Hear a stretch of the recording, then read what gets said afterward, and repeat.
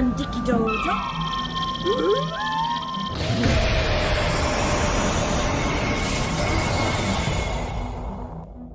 As I said, in December of 2020, when we were sued a couple of days before Christmas, so a really nice, personal touch from the SEC, we said from day one that we were going to defend this case not only on our own behalf, but we were going to defend this case on behalf of the entire crypto industry in the United States. Hey, everybody, it's Eddie from Tokyo. This is your cryptocurrency update from Japan, and that intro was from Notorious, who has for years been bringing the XRP community powerful communication through his magical editing. Yeah, it was fun to see him use my Danjiki Dojo, which I explained in my last video.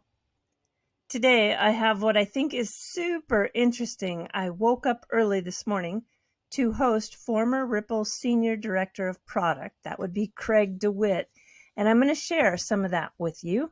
And also, what has Japan buzzing? And you won't believe the HINMAN slip.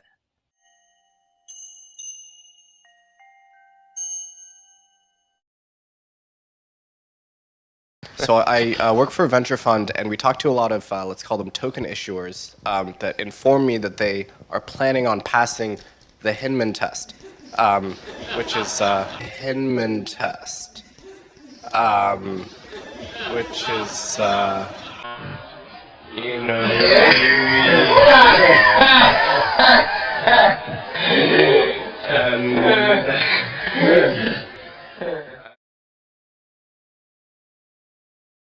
It's been proven William HINMAN lied under oath when he was asked if he had any communication with anyone other than the SEC staff about the substance of his speech. He said no in the deposition, but that's just not true. We know through the release of the emails that he did speak to others, including Vitalik. Now that's a pretty big slip, but here's a newly found shocker. Twitter sleuths, Crypto Cowboy and Mr. Huber and some others are tying HINMAN's son to Prometheum through investments related to its founders and also the Enterprise Ethereum Alliance. These guys are doing all the work for an investigation. Within the last hour or so, we have Stu Alderati, the general counsel of Ripple, putting out a tweet that says the law requires SEC employees, like all federal employees, to act and appear to act impartially. The law asks, would a reasonable person, knowing the facts, question the employee's impartiality? And he cites this document. It's the Code of Federal Regulations, the basic obligation of public service. First is public trust, and then it's followed by principles, whether the conduct is proper. And employees shall not hold financial interests that conflicts with the duty. And I think these three really stand out for me. Employees shall not use the public office for private gain. Employees shall act impartially and not give preferential treatment to any private organization or individual. And down to 10, employees shall not engage in outside employment or activities, including seeking or negotiating for employment that conflict with official government duties and responsibilities. Do you remember the millions he was paid from his law firm while he was the director of corporate finance at the SEC? They were Enterprise Ethereum Alliance members. Just to be sure that you remember, EEA is the Enterprise Ethereum Alliance, I want to read you this very interesting prediction coming from attorney John Deaton. He says, when someone finally asks Bill HINMAN about the $15 million from EEA member Simpson Thacher, that's the name of the law firm, he guarantees that he'll deny knowing that his law firm was a member of the EEA. Save this tweet. The lawyers at Simpson Thacher must be getting very nervous about all this disclosure. All right, let's jump to a little bit of buzz that's happening in Japan today. It was announced that Warren Buffett is going to increase a shareholders ratio of 5 stocks that he bought that are Japanese trading companies: Itochu, Marubeni, Mitsubishi Mitsui, and Sumitomo. Now, the interesting thing about Sumitomo is they are also invested in SBI's RippleNet-powered app called MoneyTap. All 5 of these stocks are up over 30% since the beginning of the year, and I think this steady stream of buyers is just going to continue. Have a look at this. We've got an announcement today coming from the Payments Association that Ripple is one of the finalists for the best use of digital currencies and assets in the financial service category. Pretty cool. I imagine they have a very good chance of winning. I'm going to let a sneak peek of the video that I recorded this morning with the former Ripple employee, Craig DeWitt, take you out. Until next time, do take care. Sayonara for now. Bye-bye.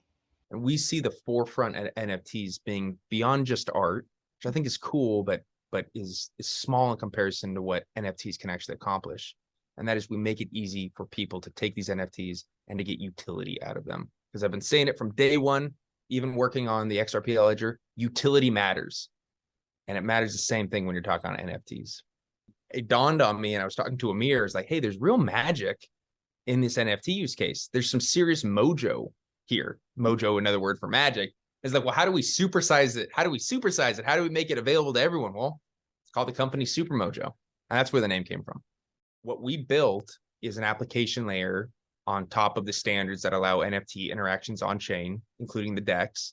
And then we've also built an application layer that ties together real world payments or the card payment with the kind of transactions that have to take place on XRPL. A lot of that learning, as you can imagine, comes from all the effort of building RippleNet over the years. I see a couple phases happening right now. The first phase that's really starting to come out are corporates, or that is major brands, leveraging NFTs as a way of getting closer to their customers. But when you start getting into the really important things where payments come into play, you start looking at fixed income contracts, that's debt issuance or bonds, and you start looking at some of the actual securities that power our world, our financial world today. And these are things that lend themselves very, very well to non-fungible tokens. A debt issuances, a bond issuances, for example, lend themselves perfectly to that. And if you think about it, you know, based on the amount of NFTs or coupons that you hold, payments happen programmatically on chain to those holders. There's no reconciliation there, right? It's not like you need State Street to charge a fee to custody all that. You can do it all on chain without a bunch of reconciliation. The kind of money that we're talking about for those kind of bond issuances, by the way, you're looking at trillions of dollars a year. And then you lay on FX contracts on top of it. You're talking about, and this sounds like a funny number, but on an annual basis, like quadrillions of dollars of value. And that's where I see this. That's where I see this really going, is you put all this together and you have this incredible ecosystem for commerce and finance together. And that's the beauty of where NFTs, I think, are going. We are able to instantaneously have ETH that's availably transferred. Mm-hmm.